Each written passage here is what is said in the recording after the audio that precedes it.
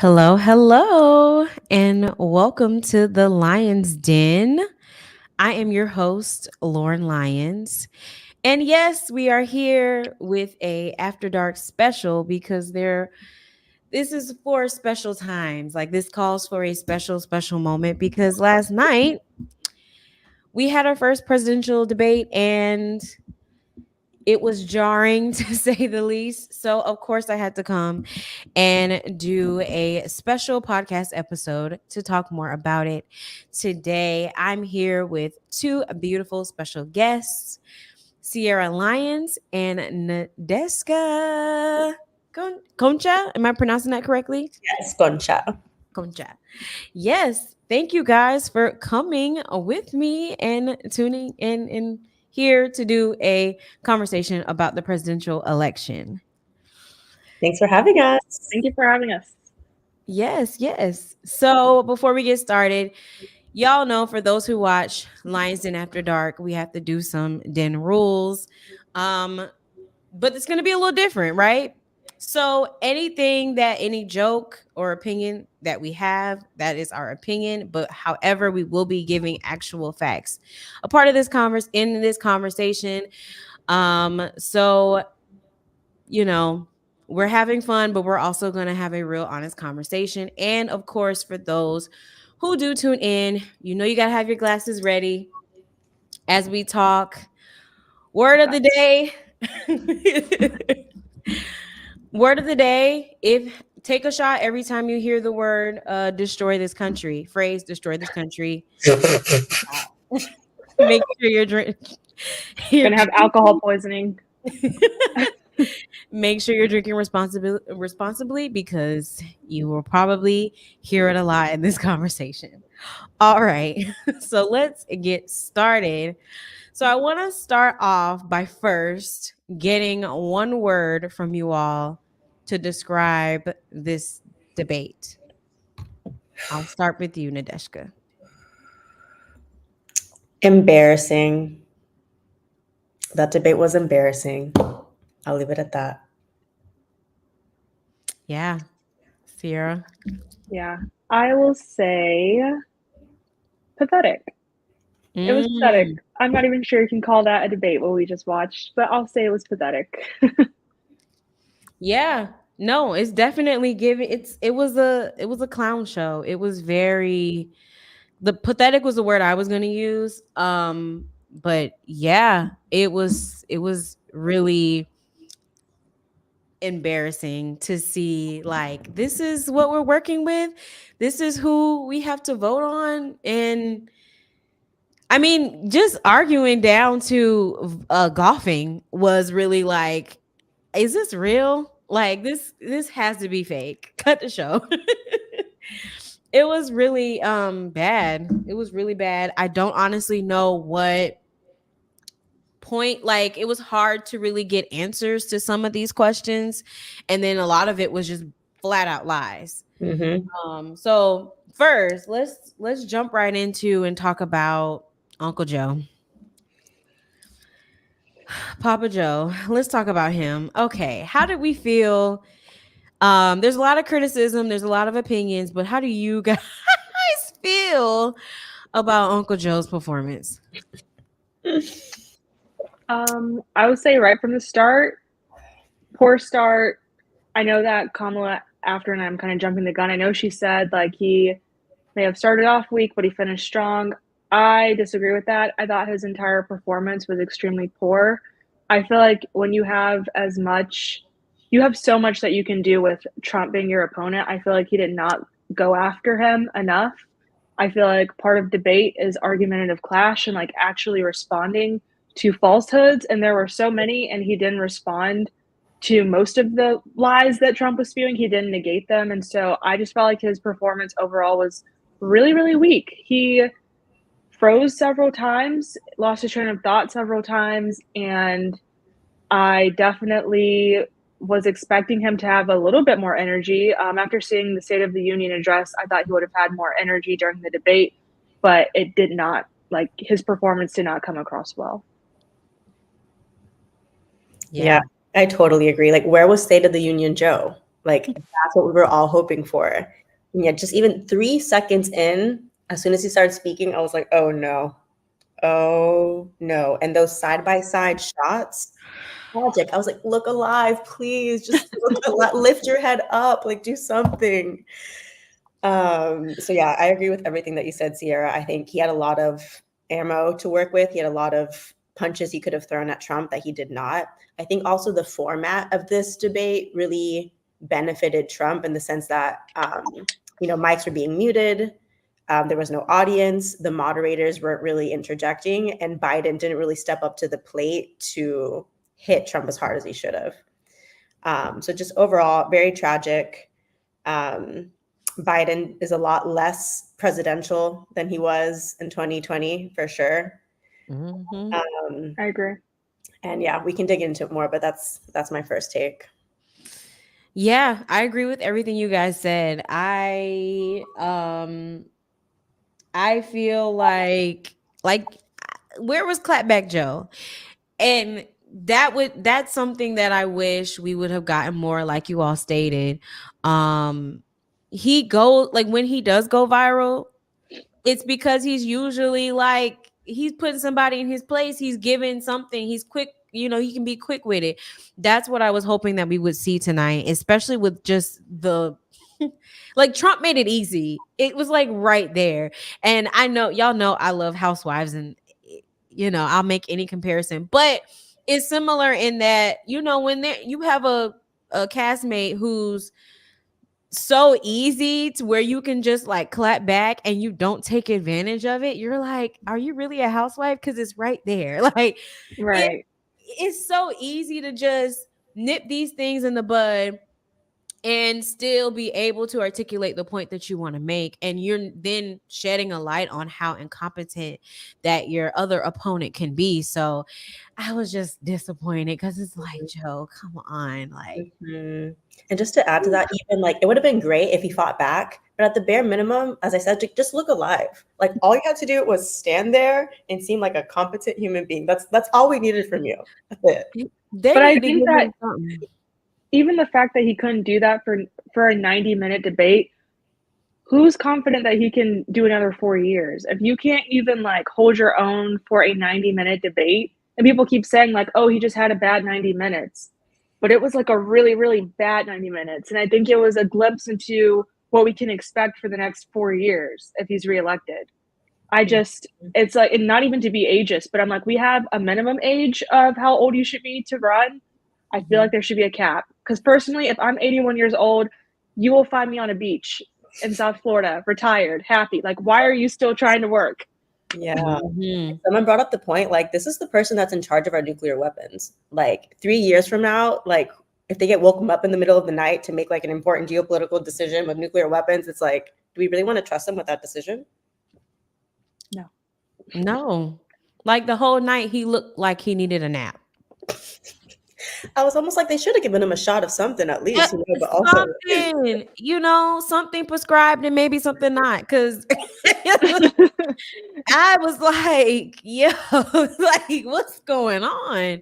And it's sad. It is sad to see, like, it, but it's sad to see because we don't have like better options. And so how do you make people feel motivated to like just vote when it was just these I'm kind of jumping ahead a little bit, but yeah, I don't know. Joe, God bless Joe. God bless Joe,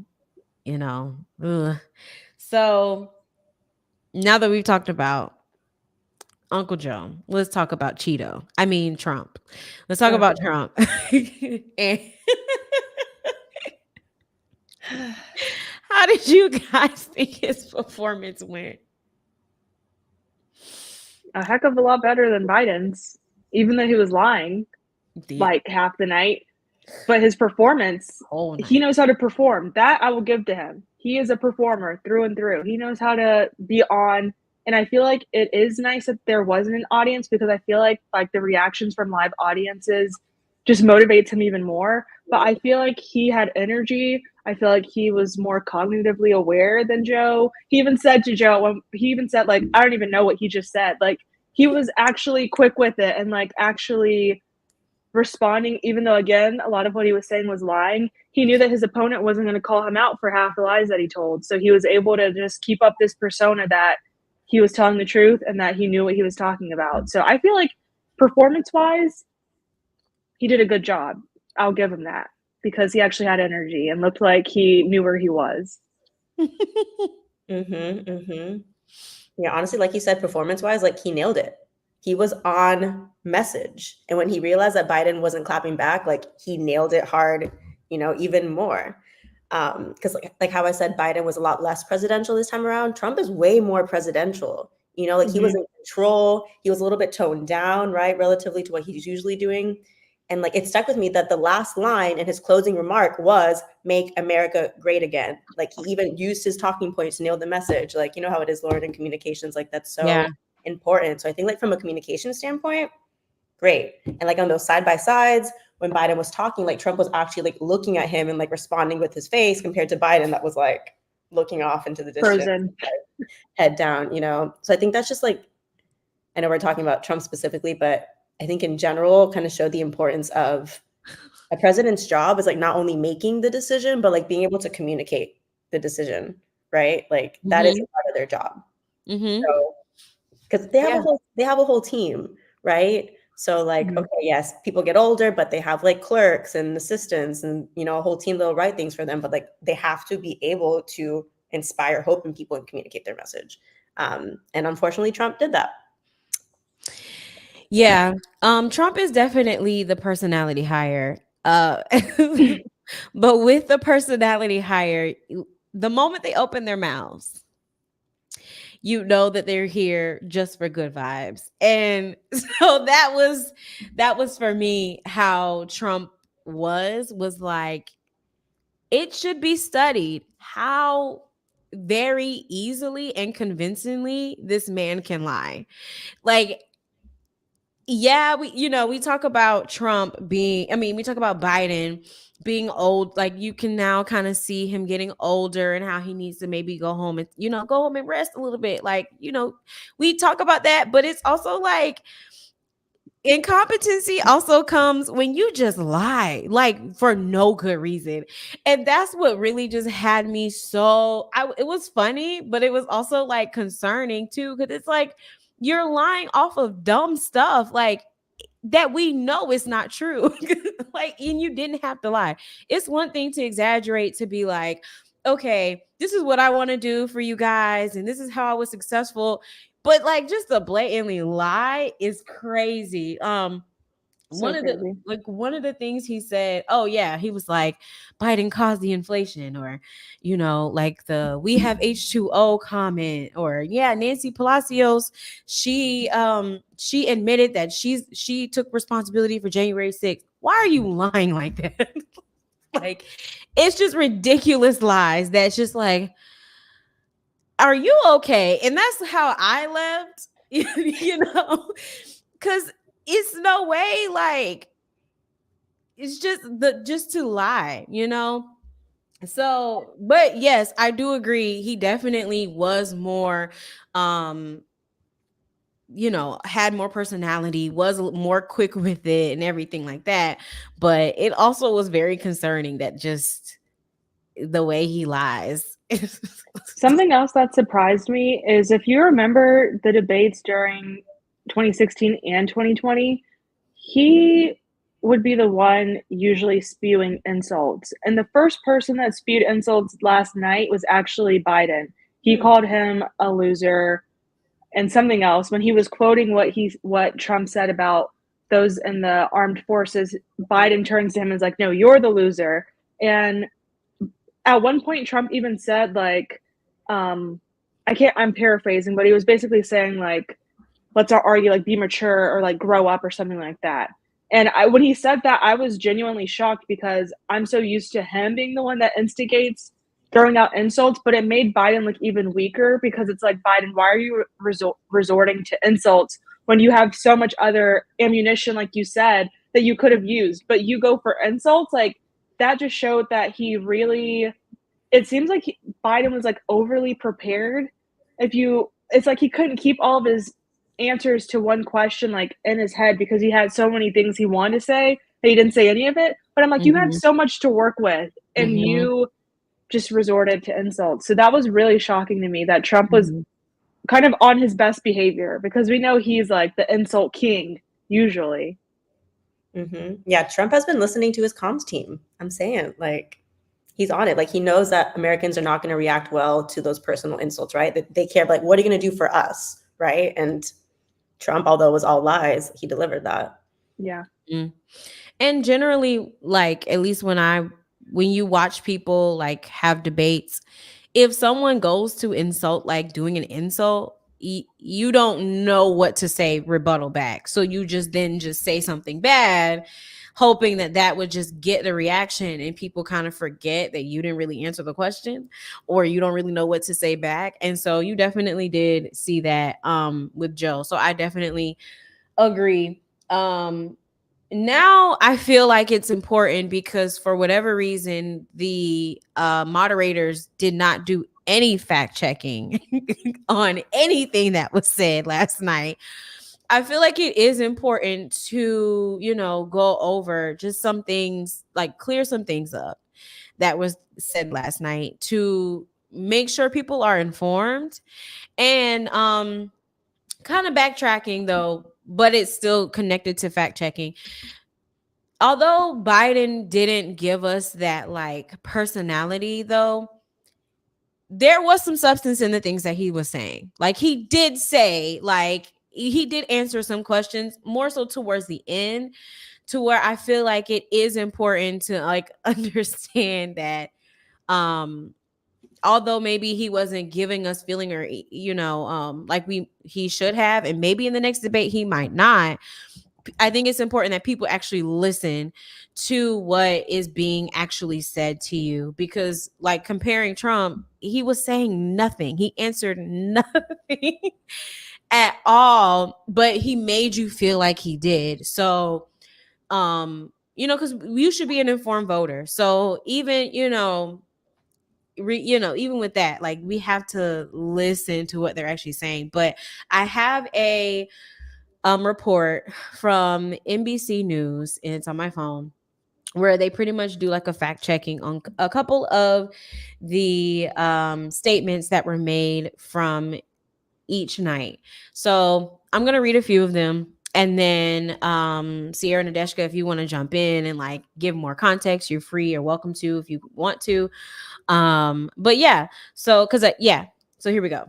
So Joe Biden last night said that we brought down the price of prescription drugs, which is a major issue for many people, to $15 for insulin shots as opposed to 400. So the fact checking to that was actually this was false. Biden capped the cost of insulin to 35 a month under Medicare, which some drug companies have matched. He also overstated the cost before this change, which was an average of $434 annually in 2019, not $400 a shot, according to the Department of Health and Human Resources. So Medicare was brought up slightly, and when I mean slightly, it was brought up in a way of Trump said they killed it. So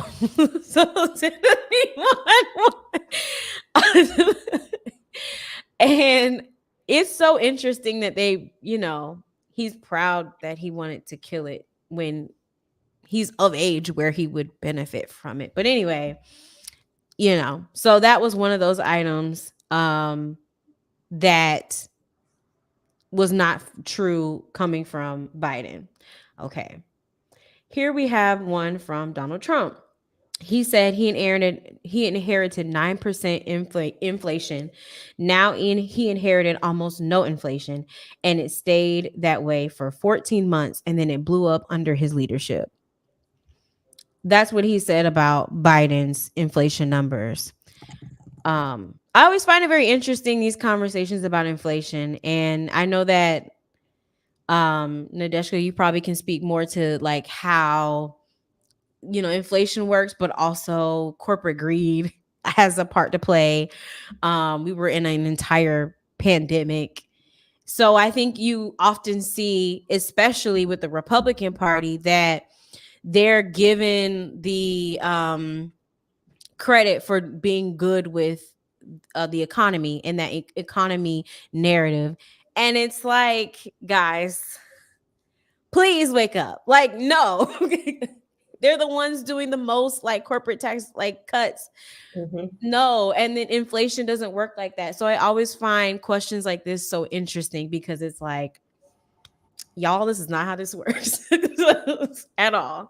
But according to Trump, he caused inflation. Like he caused the inflation according to Trump. So didn't we also call it like Biden inflation or something? Did he make something up like that? That was the first time I had heard it.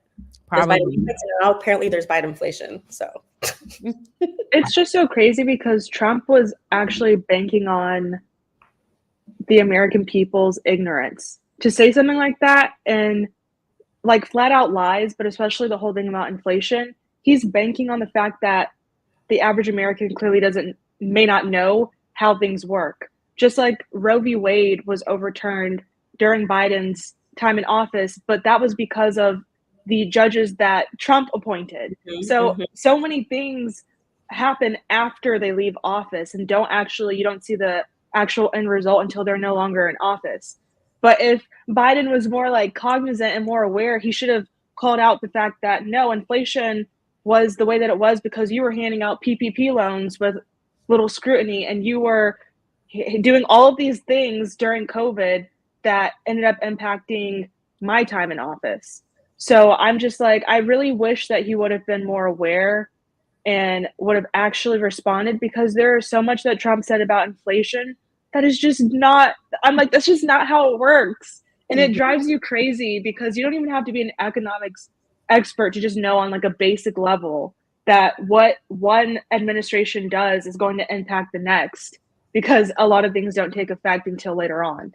It was so annoying. That's true, but I do like want to name that like what people are experiencing in that moment, like that is the reality, right? So yes, we can like think like, okay, I know that in theory what I'm experiencing now is like coming from the previous administration, but I think like that's a difficult part, because even though the economy may be doing better, like people are still struggling to pay rent and struggling to pay groceries, and the president right now is Joe Biden. Like totally agree with everything you're saying, that is correct, but I think that's the difficult part, like speaking to people's like lived experience. And what the right does really well is, yeah, Loren knows, like this is like one of the things that like I go crazy about, is like this thing called the economy, and like what the fuck is the economy? You know what I mean? They turn it into like this like mystical being that like, oh, if the economy is doing well, we'll all be doing well, but like that's bullshit.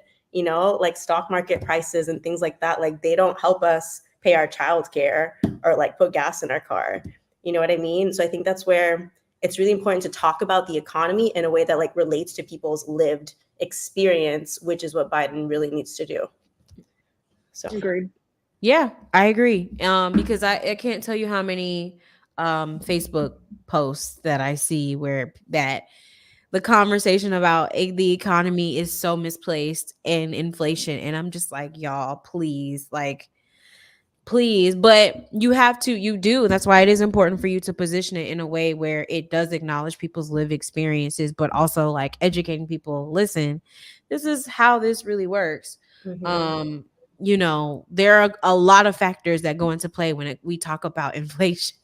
And you mentioned, I want to uplift the corporate taxes. I think that's so important because one of the main reasons of inflation is price gouging, which is caused by corporations. And Biden, although he said it a bit incoherently, he was talking about like taking away corporate tax cuts and actually increasing taxes on corporations, which would actually help inflation. So super important.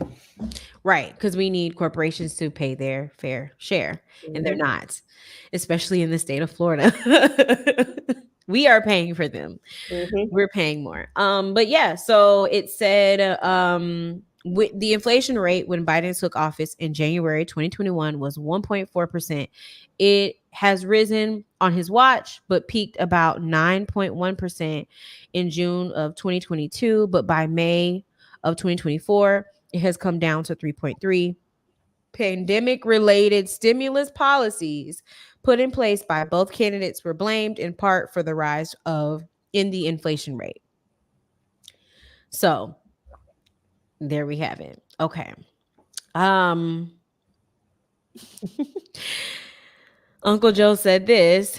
Trump refused to go a World War I cemetery, saying the soldiers who died were a bunch of losers and suckers. So this is back to that like insult thing, which was kind of surprise. Yeah. I think I think that was a good point that he brought up though. Okay. Just because, that was a huge mistake of Trump while he was in office. And a lot of people were offended by that, and I think that's kind of the base that Biden's trying to capture. He probably could have like expressed that differently, but I do think that was like it was like a decent point to bring up, I think.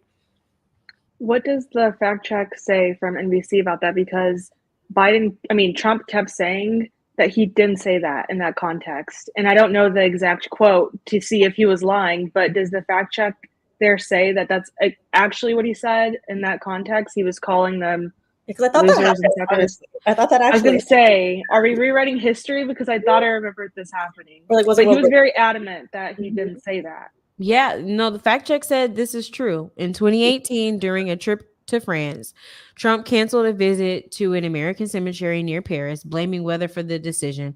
But in September 2020, the Atlantic reported that Trump had axed the visit because he felt the soldiers buried there were losers. So he, in fact, did say that. It's just wild that he so vehemently was like, I did not say that. I did not say that. And I think Biden eventually. Sorry. Right. It's like, Biden, I think he got tired of arguing with him, that he kind of just like relented and was like, okay, he didn't say it. But it's like, no, I don't know what the point is in lying when you know that there's going to be people fact checking you anyway. Like, what is even the point? I wish they would have had an on screen live fact checking. Like, as a journalist, that would have been a dream of mine, because MSNBC and the New York Times, they were live fact checking, but how many people were going to go on their phone during the debate and look up fact checking while it was actively happening? Like, if they would have had it on screen, I feel like that would have been a lot nicer. But serious question though, because I think the people that care about fact checking are going to look it up anyway. Like, how much do we actually think live fact checking would have influenced the result of the debate? Because I think kind of also like the most important thing is like the general vibe, which would have been the same whether it was live or not. But curious what you think. I think that would have been great, because the moderators, people were mad at the moderators, but I'm like, really, that's not the moderator's job.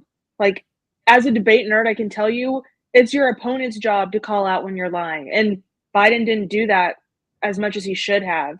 So I feel like at least if they would have had it on screen, especially, you also have to think about how many, like the age demographics that was represented of viewers. A lot of older viewers might not have even known that they could access live fact checking, to be honest with you. I just feel like it would have been helpful, especially for older people who they are that demographic of people. They are susceptible to believing political misinformation. I feel like it would have been beneficial for them and for young voters to just have it all in one place. Like, you don't have to go digging for the truth. That is very true.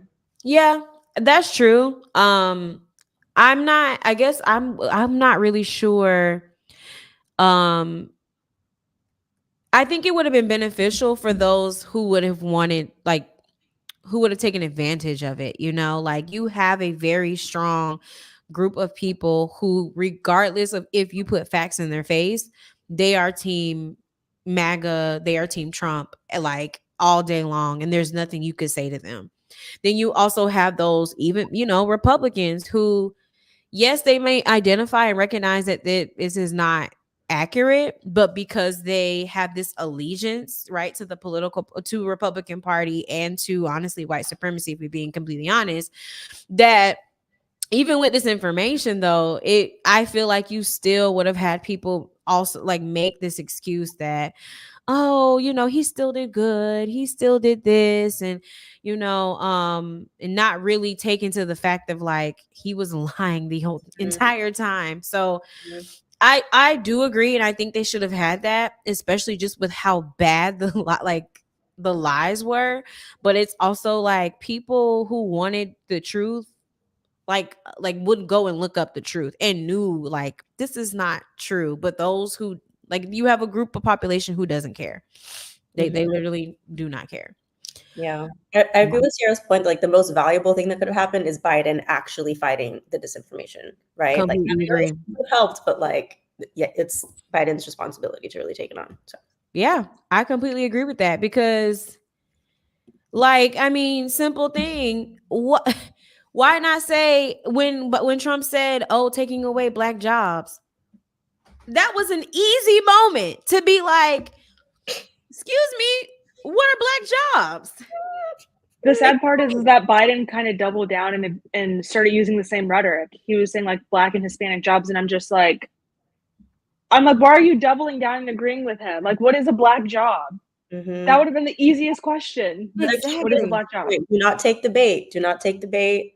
Fight your game. Biden didn't do that. Crazy. Right. It was like, come on, that was an easy one just to just simply do that and then redirect the conversation to what you want to do. So, yeah, I I do agree. He definitely as the person being debated just should have been more quick with it. He was not. Can I ask another question? I'm sorry, I know you have questions. No, yeah, go ahead. Would we have preferred Kamala Harris to be the one debating? Yes. For sure.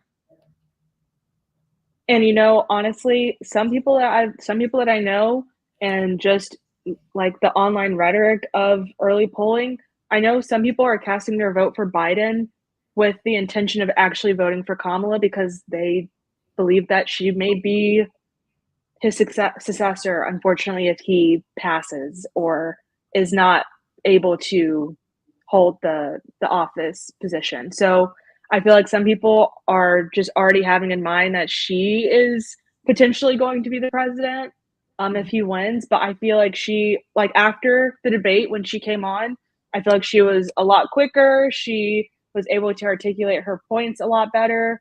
And I feel like Trump would have actually had to, he wouldn't have been able to double down on his lies so easily if she would have been there. Absolutely. I think that if I was his team, just being realistic, I would, and they've already actually kind of started doing that because certain interviews that she takes tend to be for the zillennial population, like being visible in their faces. If I was their team and I couldn't switch Democratic candidates, which we'll get into later about now that's actually might be a real conversation. If I was their team, I would kind of start making her more visible, like especially when we get down to getting closer to the election. I would start putting her more in the forefront. I would start having her do more of the interviews, speaking on like those issues that and I know data that they have that the zillennials care about. Like I would start making that transition, I mean, he's because that is a reality and it is a concern. um and she at least can make people feel like confident. um if this is what the most likely the nominations we're going to get for the Democratic candidate. So yeah. Mhm, mhm. Yeah. So okay, next one. This one had to do let's do this one because this one is a little bit more is going to be a hot topic for this election season. One of the hot topics. Donald Trump said we had the safest borders in history of our country. Um, Under him, I think was what the statement was referring to. So of course that's false. He said in 2019, the last year before COVID-19 pandemic brought down border crossing, there were roughly 860,000 illegal border crossings, far more than any year during the Obama administration. So, yeah. And that's the last one that I have. But that was just one of the lies that he said to really kind of reinforce his strong stance, I guess, against border control, which in really all of it is really just malarkey. Like to like be so aggressive against, you know, people that are really just trying to get a better life. It's like I need to show them that I'm strong in this area, but it's not comprehensive like policy that actually helps other people. So that was just one of the other statements to appease to his base around this issue. So One of the ones that really pissed me off connected to that, that was also a straight up lie, was the one he said about like Biden's letting people in illegally and they're the ones that are going to like demolish our social security system. It's like these immigrants are paying taxes. They're paying more taxes than billionaires. Like they're contributing to our social security system. That like literally, So wild. I can't. Yeah, I also think it's very dangerous, and I was going to say borderline xenophobic, but just outright xenophobic to also paint these individuals as all being violent criminals when immigrants are less likely to commit crimes than US citizens. So, this whole notion that all of these people that are coming over who are asylum seekers, who are coming from really, really awful situations, that they're coming over and they're all violent, that is so dangerous. And I think that the last time that we saw um, or heard, I guess, extremely violent rhetoric about individuals or people groups was during Trump's administration when he had the bans on certain Muslim countries, and then you see the spike in hate crimes against them. So it's just like this very vicious cycle of he says, you know, he makes this thing that is an issue. Obviously, immigration is an issue, and yes, border security is obviously an issue, but like making it seem like it's way bigger than what it is and making it seem like all these people that are coming over are just stabbing people and just, you know, completely making us all, you know, putting us all in danger. I think that's so dangerous to say that, especially on the platform that he said it on last night. And to not have anyone fact check him on that, I think is especially dangerous because I mean, we're in Florida. You know, we're close to obviously the Mexican border, but then I live in New York where that's where a lot of Guatemalan migrants are sent to. And I can just see like and feel the tension in the country and in my city as people are thinking that, oh, all of these migrants that are coming over are violent or they're trying to harm us. I'm like, that's just not true. It's just simply not true. yeah. Yeah, it's a very dangerous thing to say, and it's so unfortunate because it's also believable. Like you see, you know, even on the Democratic side, they kind of they spit out some of the similar rhetoric.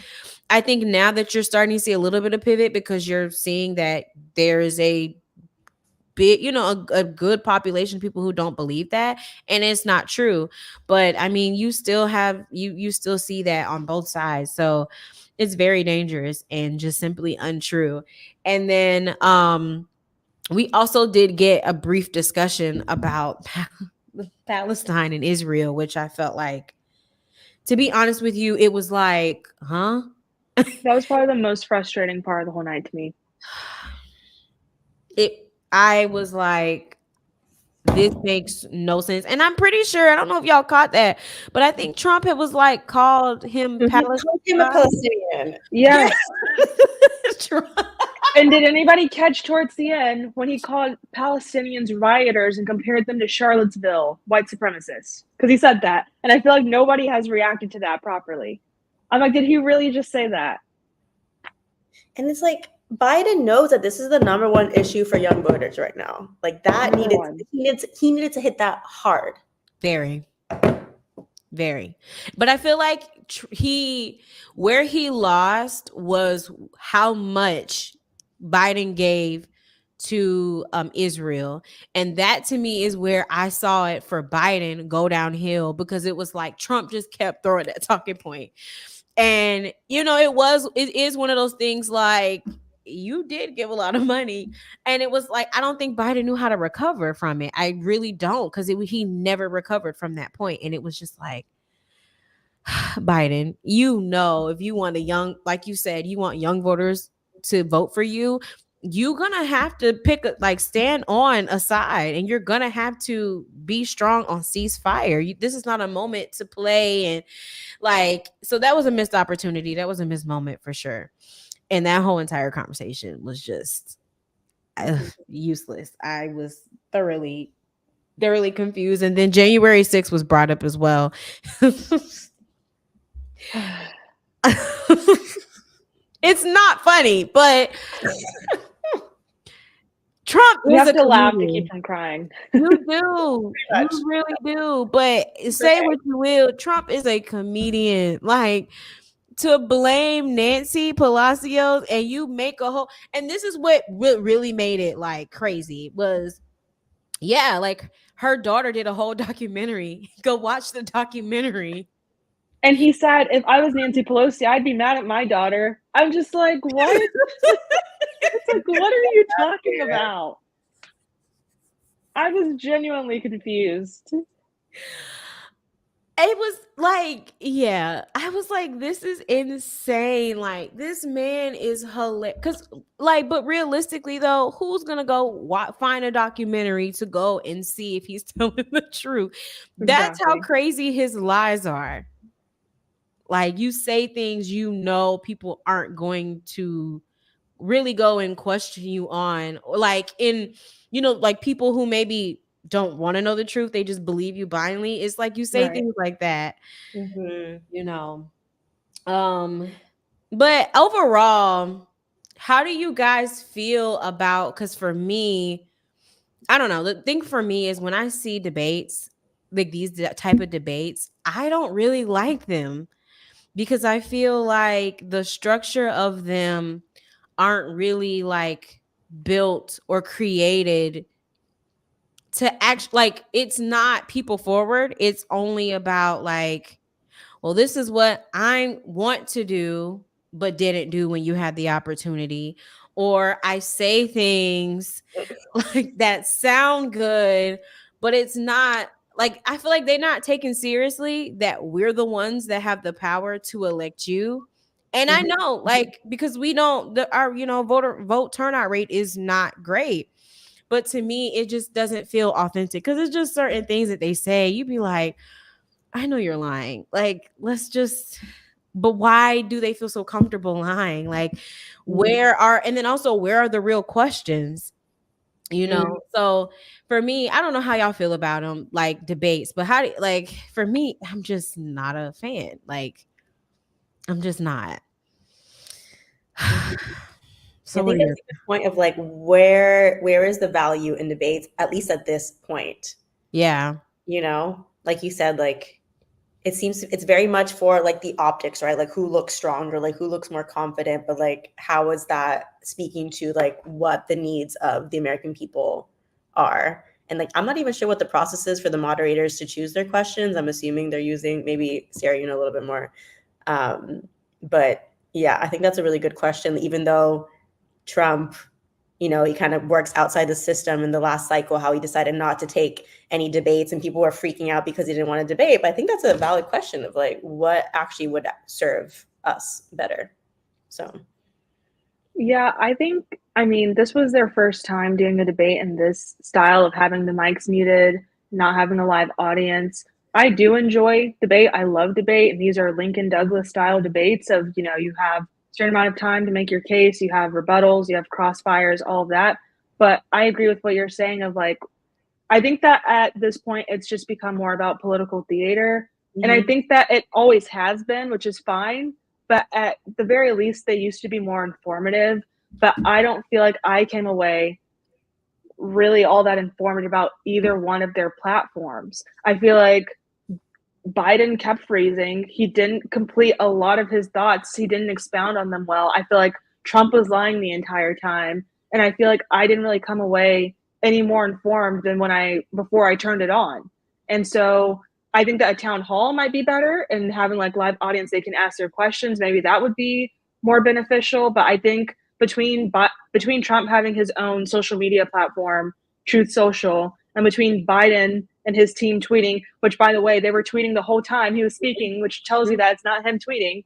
But I think because social media has such a stronger presence now in politics, I feel like people may think that the debates are less necessary because they can easily just follow them on social media and see their thoughts and see their platform. But I think that if they decide to do another debate, I would hope that they would have a live audience and have questions next time. I highly doubt they're going to have another debate, number one, unless the candidate changes. But I think that's a really good point that I was thinking of with like being in the age of social media and the internet and how it's completely changed the way that we receive information. Like, oh, I'm sorry, that's my mom FaceTiming. Like there's no green rooms anymore. Like there's no spin room, right? Like before in the media, like you would have these press conferences and all the reporters would like huddle in a room and like talk and then things would get released. But like it doesn't work that way anymore. Like you said, like there's Twitter. We have access to all this information firsthand. So I think that should then impact the way that we're creating these spaces for sure. Yeah. And I also think too, like the assault on media as well, I think plays a part in that, like, because there has sort of been a retaliation that happens too, but also you do have like the media has like followed this Trump. No one has followed a president this much after they've been out of office. Like the culture has shifted in that regard as well, and not really. I think sometimes some of the media is not rooted in like truth, then also like, okay, this is complete garbage. I'm not going to keep festering this just wrong misinformation just because it might give me clickbaits because of this like clout, honestly, which is came with social media, is the need to be at the center point of attention regardless of the consequences. So I definitely agree with everything you guys said. And if there is another debate, I'm hoping that Biden will really like turn it up. I need clapback Joe. I need you to be ready. I need you to get that quick wit. Take your vitamins that morning, get with the program. Like you gotta do something different. You gotta clap back, but do it in a way that goes back to the issues, goes back to your point that why you're here. Make it clear your stances, like. And my thing is, now at this point, Trump been in the media for a long time. You can study his strategy and what he does. Like we've talked about, this man knows how to perform. Use his performances for your advantage. You knew when he said, "What are black jobs?" that was going to be a viral moment. Like, so you got to insert yourself in those moments and show people like, listen, no, like, yeah, that's gonna go viral, but you're gonna see what I have to say about this moment that's gonna also go viral, and be very strategic in that way. And so that's what I need him to do more of. And if he's not able to do it, then y'all need to have Kamala in the back, like ready to go, seriously, and be able to back him up, like, and have his back in order to show some type of strength and some type of like confidence in the Biden administration. Because right now, it's honestly shot for both. Like it's shot, So, but with this conversation, what you do tend to see happen is some people choose to disengage completely, or they excuse this behavior of like, oh, it's just politics, it doesn't matter. So I want to ask you guys, why should people care about politics? I'm actually going to do, okay, I'll answer the first part of your question of people should care because it impacts them and their community down to the local level. I know that people may think, they might say, I'm not going to vote for Biden or Trump, but I would say, there are other initiatives on the ballot. There are other candidates on the ballot. It's not just about at a national level. The local elections are extremely important as well. But I feel like a lot of people do care. they just want better options. And that's why I think that voter apathy is at an all-time high, especially for young voters. And that's scary because I know a lot of people personally. I'm looking at the data as a journalist of Gen Zers and millennials just being so apathetic because they feel like, what is even the point? Because I have turned out and voted before, and we're still in this situation right now, today. You know, we all turned out and voted for the Democratic candidate in 2020, who was Joe Biden. We did that, and we're still experiencing early signs or mid signs of fascism. So a lot of people are just very overwhelmed with the fact that they feel like what they do, it's like you're damned if you do, damned if you don't. So what's the point? And I can totally empathize and sympathize with why people feel that way. And I think that even though we may not have better candidates and better options, I still want to remind people that there are so many other things on the ballot besides just the presidential nominees. But again, completely understand why they would be so apathetic and not want to show up to the polls. Yeah, that's very real. That was on point, Sierra. Because I think, unfortunately, in the past, the top of the ticket with the presidential candidates have usually been like the catalyst for getting people out to vote. But we all know like that's not happening this year. Like no one is excited. I did not want to watch the debate last night. Like I am not excited about this. But like we're in Florida, abortion is on the ballot this year. Like yes on 4. We have so many amazing local candidates and like school board elections. Like there's so many cool things happening at the local level, and like that needs to be like our point of connection, right? Like we start there and we start to build. It's like, okay, if I'm out here like voting for my school board, like might as well also vote for president, right? But I do understand this, like people are also like intentionally choosing not to vote for president. Like they may go out and vote for the local elections, but leave the presidential area blank.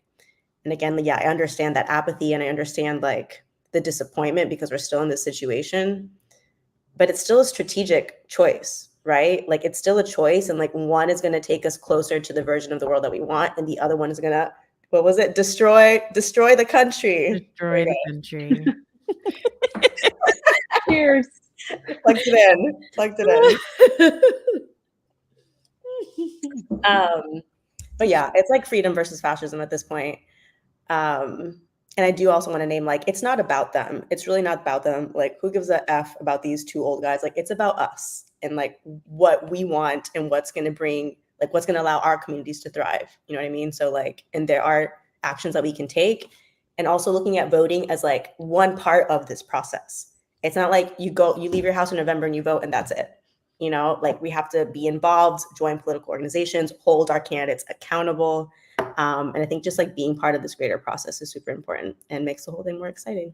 So, well said. Yeah. Yes, well said. So I did want to share, of course, some funny tweets. One thing about it is like our generation knows how to make light of very concerning moments. Turn pain into memes. For sure. So if you can see, this one really tickled me, and I don't know why, but this one says in quotes, "He's losing his voice, so vote for the felon." This person responded, "Y'all stupid as a June day is long." I don't know why, but that one just tickled me so bad. And then we also, which I thought this one was really good, and just like again centering that like when you to be an informed voter and really understand how this political process works. So this one is someone pointed out like the Supreme Court has overturned Roe v. Wade, 50 plus years precedent, overturned Chevron, 40 years precedent, overturned affirmative action, and allowed cities to criminalize the unhoused or homeless, right? This is all because one man became president in 2016. So I think that just brings us back full circle on it's about us, and we have to look at what's at stake for our communities and which leader is going to do more harm than who's not at this point. But I thought that was a very fair statement to make. And then the last one that I think is, one second, a valid point to bring up.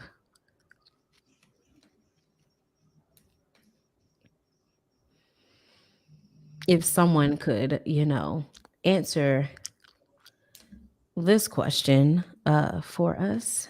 Give me a second.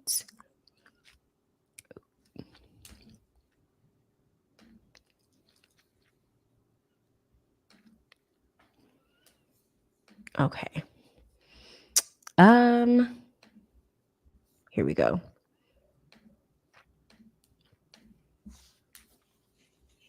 If someone can please answer, what is a black job?